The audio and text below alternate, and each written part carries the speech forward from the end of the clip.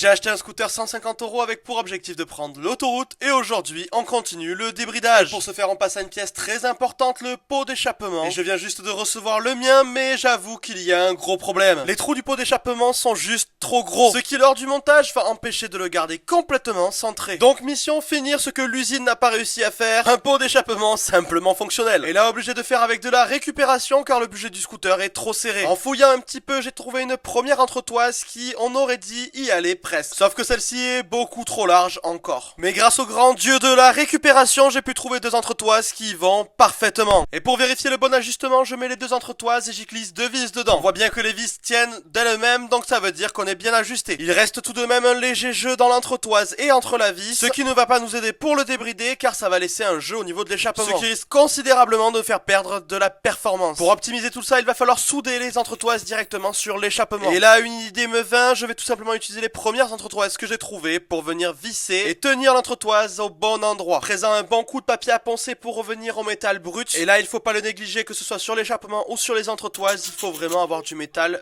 bien brillant. Présent, on vient de tout remonter et on peut placer directement à la soudure. Pour donner de la force au projet, mets-moi dans les commentaires quelle belle soudure. Même si en réalité, j'ai complètement perdu la main depuis que je suis passé au semi-automatique. Donc une fois que mes plus moches soudures ont été faites, je peux tout simplement dévisser l'échappement. J'avoue que j'avais tellement honte de mes soudures que j'ai préféré y mettre un petit coup de meuleuse pour rendre tout ça un peu plus propre. Propre, c'est un bien grand mot. On va dire ça correct. Le principal était de pouvoir centrer l'échappement sur le cylindre, pouvoir continuer le débridage. Et maintenant à toi de me donner de la force en enregistrant cette vidéo et en y mettant un like. Pense à t'abonner car nous on se retrouve dans la prochaine vidéo.